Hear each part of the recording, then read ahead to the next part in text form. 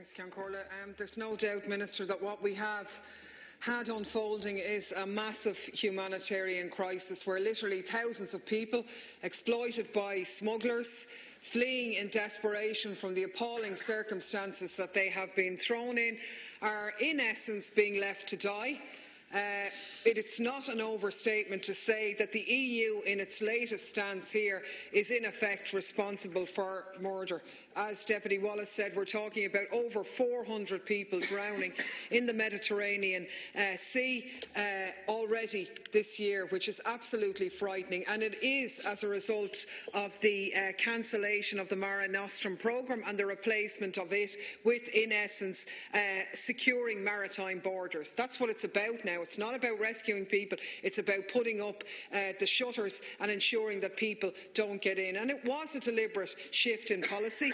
The Northern League have spoken out and said people should be left on their boats out there. The British Foreign Minister said that this was an unintended pull factor, that really if they were getting in and they weren't drowning, it would be encouraging more of them come over, which is absolutely ridiculous. The reality is it's the appalling circumstances which these people are fleeing from which will continue to give rise to their efforts to escape. Just to quote one Syrian refugee presently living in Cairo, and he used to be a highly skilled and well-paid worker, he says, "We now have no other option. There is no hope here." This person can't even find work as a labourer in Egypt and has had to flee his flat because he couldn't even pay the rent. What I want to know, Minister, is Europe is responsible for this.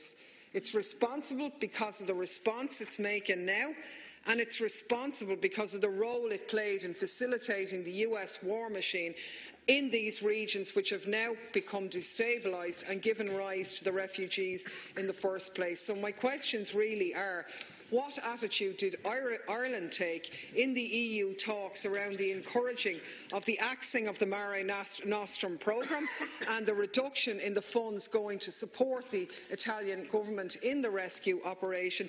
And critically, what is your attitude to Ireland's continuing facilitation of the US war machine and the destabilisation of countries in the Middle East and in Africa through allowing our airport to be used for the transit of US military planes and troops? Thank you. The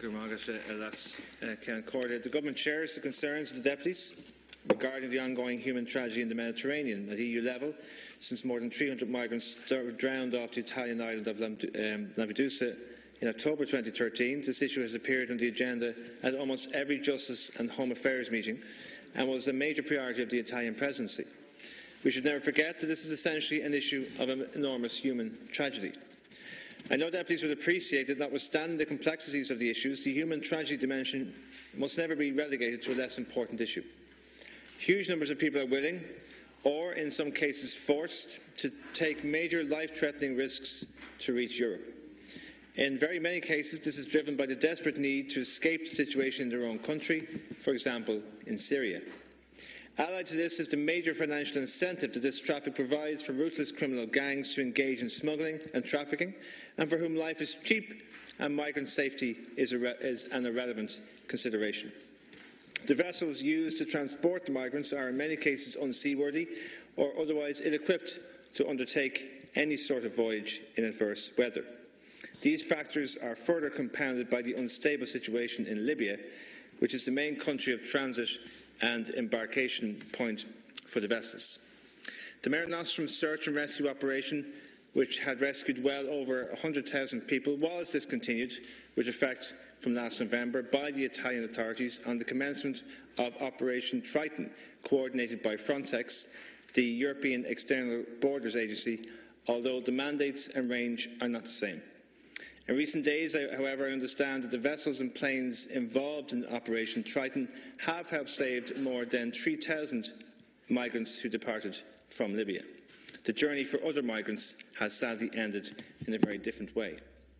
Even when people are rescued, issues arise as to how they are to be dealt with within the EU member states' asylum systems, and there is considerable pressure on those member states in the Mediterranean region on whose territory the migrants land. The focus of EU policy in this area has been multidimensional, reflecting the fact that a migrant's ultimate journey by sea to the EU can be influenced by many factors. Therefore, the response highlighted actions in cooperation with third countries, regional protection, resettlement and reinforced legal avenues to Europe, the fight against trafficking, smuggling and organised crime, reinforced border surveillance contributing to the saving of lives of migrants in the Mediterranean and assistance to EU member states in the front line.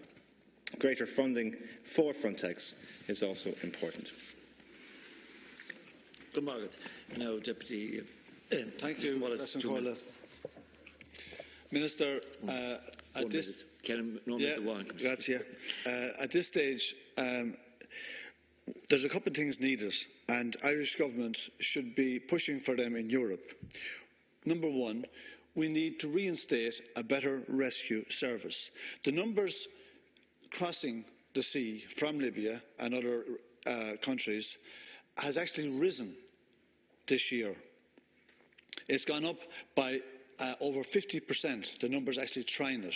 So the fact that this argument that cutting the service was going to put them off coming isn't working. And Europe has a responsibility, given that the Western powers are largely responsible for these people's original problems in the first place.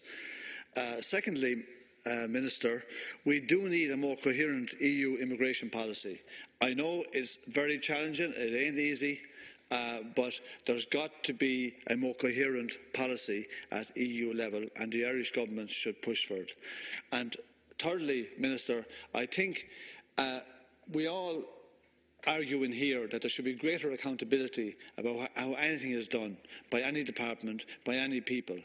And the bombing of Libya is an unmitigated disaster, and there was government ministers came in here and told us it was a good idea. Thank you. That it was in the interest of democracy and it was going to improve things in Libya. This has been proved to be 100% wrong. Will those ministers who came in here and actually backed up the bombing of Libya, will they come in here and admit that they got it 100% wrong? Thank you, Deputy Clare Daly. I think our starting point has to be the fact that these tragic deaths are avoidable. And the proof of that has been in the activity of Mare Nostrum when it was in operation, succeeding in saving the lives of over 100,000 people. And the elimination of that programme, while some people have been rescued, the reality is the funding has been cut back and the terms of that operation have completely changed, with the result that record numbers at this stage of the year have already died in that. And I suppose there's a couple of things, and we still haven't got the answers to it. I mean, the first thing is the Minister finishes by saying greater funding from Frontex is also important. I want to know what role the Irish Government played in those negotiations and in those funding arrangements that led to the move away from a rescue operation to, in essence, a border control. Were we silent? Did we side with the refugees? Did we side with the people who were trying to keep them out? That hasn't been answered. I think the other critical point is the destabilising fact that we have the biggest movement of refugees since World War II, absolutely linked to the crisis in the Middle East and the crisis in Africa, stirred up by imperialist intervention. Are we, in Ireland, we can't maybe change the world, but we can make a start in our own backyard. Are we going to say no to that and stop the use of Shannon and that role in that?